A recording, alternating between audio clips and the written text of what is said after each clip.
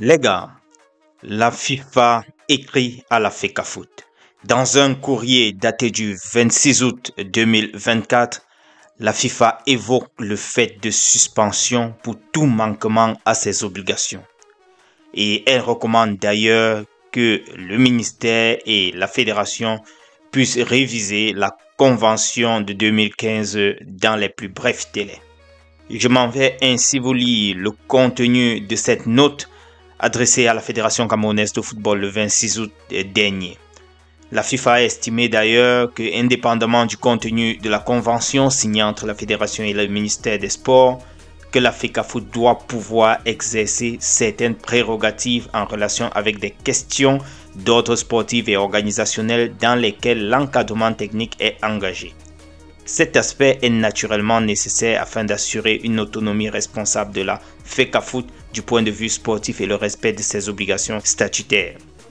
Les amis, je partage le contenu avec vous afin que vous puissiez plus avoir les détails de cette note-là. Le titre, objet, situation de la FECAFOOT. Monsieur le secrétaire général par intérim, nous nous référons à votre correspondance datée du 15 juin 2024 concernant l'entraîneur sélectionneur de la sélection masculine A du Cameroun et le ministère des Sports. À cet égard, et en premier lieu, nous vous rappelons que l'article 13 de la convention signée entre le ministère des Sports et de l'Éducation physique et la FECAFOOT en 2015 relative à la gestion des sélections nationales de football stipule que, 1. Les parties soulignent l'impérieuse nécessité de privilégier une gestion sereine et concertée du football, dans le respect mutuel, l'esprit de dialogue, la solidarité et le patriotisme. 2. À cet effet, elle s'engage à prévenir les conflits par l'aménagement de cadres de concertation dans le respect des périmètres de compétences reconnus à chacune des parties et à travers une communication permanente. Après analyse des différents éléments mentionnés dans cette correspondance, et bien que cette situation s'appare à une affaire interne, il nous paraît primordial que les parties en question privilégient un dialogue constructif entre elles afin de pouvoir travailler de manière sereine dans le respect mutuel et la solidarité. Cela dit, indépendamment du contenu de la convention signée avec le ministère des Sports, la FIFA estime que la FECAFOOT doit pouvoir exercer certaines prérogatives en relation avec des questions d'ordre sportif et organisationnel dans lesquelles l'encadrement technique est engagé.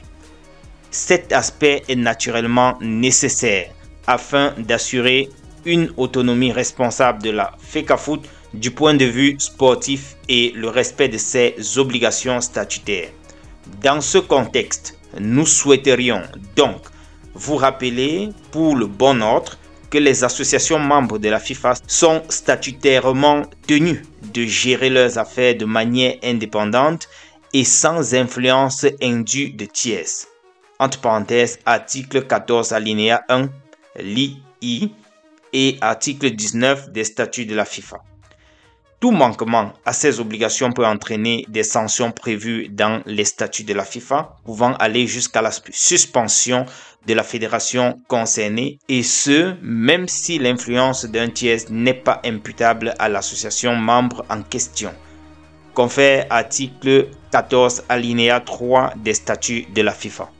Enfin, et comme déjà mentionné dans notre lettre du 6 mai 2024, nous recommandons que la convention signée avec le ministère des Sports et de l'Éducation physique en 2015 soit révisée dans les plus brefs délais afin de clarifier les droits et compétences de chacune des parties prenantes. Nous vous prions d'agréer, Monsieur le Secrétaire général, par intérim, l'expression de nos salutations les plus sincères.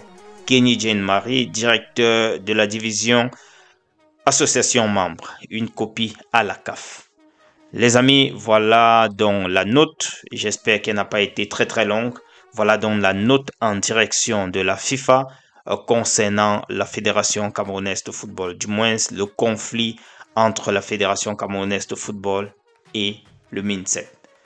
Je dois rappeler que ceci apparaît dans un contexte où on ne sait plus effectivement qui fait quoi, quelles sont les prérogatives de la FECAFOOT, quelles sont les prérogatives du ministère. C'est vraiment dans un contexte très, je dirais pas très clair. Il y a trop de situations, il y a trop, je dirais, de crises à gérer face à l'organisation des événements sportifs tout autour des Lions Indomptables. Les Lions Indomptables masculines, l'équipe A des Lions Indomptables, je voulais dire. Et ça pose franchement problème depuis un certain temps. Je ne dois rien vous rappeler, vous le savez déjà. Ce qui fait que à l'heure où on en est, si jamais la FIFA ou la CAF ne venait pas peut-être à intervenir et peut-être, je sais pas, dire sa part de mots, ce sera compliqué que les deux parties puissent trouver un point d'entente, étant donné que ça fait plusieurs mois que personne ne fléchit, n'est-ce pas? On ne voit pas franchement de dialogue constructif des deux parties. C'est compliqué puisque à chaque fois, il y a toujours des tensions qui reviennent. Il y a chaque fois, à chaque événement, à chaque période FIFA, on revoit toujours des tensions. Je dois vous rappeler qu'en plus de cette affaire d'organisation de match actuellement qui fait défaut, c'est-à-dire le lieu du match, le choix du lieu, il y a également l'affaire des staffs qui n'est pas encore soldée. C'est toujours ongoing, c'est toujours d'actualité, c'est juste dans les tiroirs. Et dès qu'on va choisir le match, on va ressortir ça des tiroirs et ça va revenir en surface puisqu'il faudra maintenant décider quel est le staff qui va aller sur le banc de touche des Lions. Ça fait le problème dans le problème. Ça pose franchement une difficulté tout autour des Lions Indomptables et je crois que même si on me dit n'importe quoi, le moral des gars est zappé d'une certaine façon. Parce que quand on regarde, déjà vendredi, la semaine dernière, le sélectionneur devait avoir une conférence de presse pour annoncer ou expliquer, comme on connaît, n'est-ce pas, de coutume, les noms des sélectionnés ou présélectionnés à ces deux rencontres. Ça n'a pas été fait. C'était toute une cacophonie. Le coach est venu, il est reparti, il a dit il est malade, il est revenu, il voulait faire 2 minutes. C'était compliqué. Et quand on voit tout ça, ce sont des choses, en fait, de mon point de vue, je n'ai jamais vu ça à la FECAFOOT. De tels agissements, je n'ai jamais vu dans le domaine du sport, même d'ailleurs dans notre pays.